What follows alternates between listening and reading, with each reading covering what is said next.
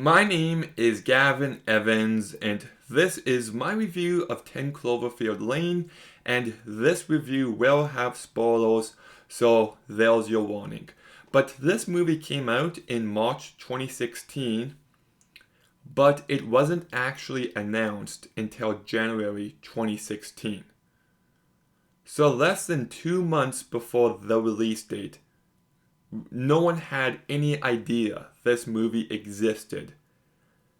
And then all of a sudden, 10 Cloverfield Lane. Like, what's this? Is it a direct sequel? Or what's going on? And it comes out this soon? Like, the original Cloverfield is great, and I love the marketing campaign behind that movie. And they brought that same kind of magic to this movie. And I remember the announcement very well, and I was just so excited. And I do love this sort of anthology sequel. I would have loved it if we got more Cloverfield movies like this. But you do got yourself a really strong story written by Damien Chazelle, among others. And when I saw that, I'm like, really? One of my favorite directors wrote this movie? That's awesome. But you do got yourself a really strong story. You know, this woman is in this underground bunker with this big menacing guy and this other dude. And he says you can't go outside because if you do, you'll die. And you're not sure if you can trust him or not. And then you're not sure if this guy is a psychopath or not. And it's just one of those movies that builds tension perfectly throughout. I was on the edge of my seat throughout, and there's just that great psychological element. Like, is he telling the truth? So, you got a little bit of Take Shelter in here. You also got a little bit of Misery in here. And you also got a little bit of War of the Worlds in here. So, it's just a great movie in that regard. And the character of Howard is just menacing. Like, he's this big guy, and they don't tell you specifically about his past, but there's enough pieces there for you to put it together that his daughter moved away and he wasn't able to cope with that, so he kidnapped girls as a coping mechanism. And that's just downright horrific, especially when they're playing that game and Emmett's like, Michelle is, and he's like, a girl, child, little princess? No, the answer is woman. That's a great scene, and I do love the last act of this movie for the most part. I'll touch on my negatives in a bit, but when Howard falls over into the acid and he gets up and he's trying to stab her in the vents, that stuff is just perfection. And I like the idea of the aliens because it showed Howard wasn't crazy, but it's dangerous inside and dangerous outside. So you gotta pick one, and it makes for a very exciting finale for the most part.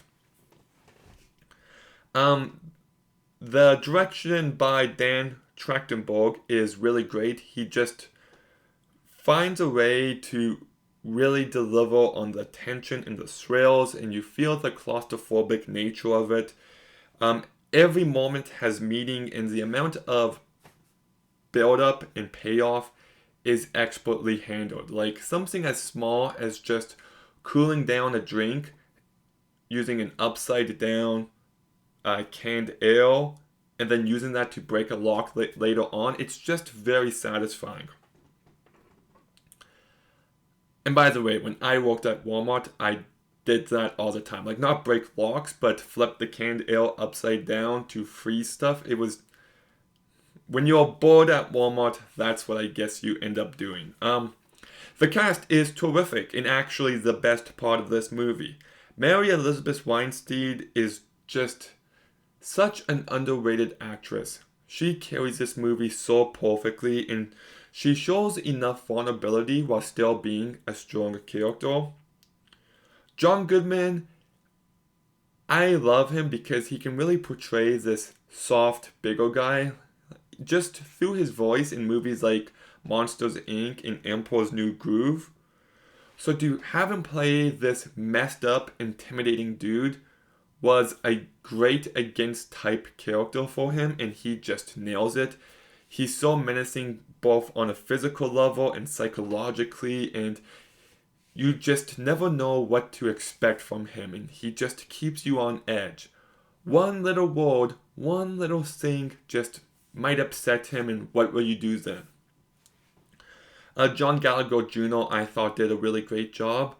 And then you've got Bradley Cooper. Just his voice for like 2 seconds. But I guess he does a fine job. But that all said, I do got a couple of negatives. And my biggest one is just my own interpretation of this movie, because they don't specifically state if Michelle's marriage with Ben was a good marriage and they got into an argument and she left, or if it was abusive and she left. Because if it's abusive and she left, which is kind of the vibe I got, it kind of shows how this one woman escapes from one terrible relationship to another terrible, different kind of relationship, and how it takes strength to get out of that. And I think in that it really works. But then she tells about her backstory and how she always runs away, and the movie ends with her not running away but choosing to fight. And in the beginning she was running away from her husband, so is it saying that the marriage was loving and they got into one fight so she just ran away? It's just my interpretation of some of these ideas. It just feels a little bit muddled to me subjectively. I also said I like the aliens, and I do. But her taking down that big ship was a bit too much. Kind of took me out of it, and it reminded me too much of War of the Worlds. But those issues aside, you still got yourself a great edge of your seat thriller. Like, this movie is tense, it's thrilling, and the characters act in very realistic manners. They're smart, and the performances bring them to life so perfectly. I really enjoy this movie. I hope we get more Cloverfield anthology movies again. So I'll give 10 Cloverfield Lane an 8 out of 10. Okay, what are your thoughts on 10 Cloverfield Lane? Let me know in the comments down below. Make sure you like, comment, subscribe. Stay tuned for some more videos soon. And Gavin out.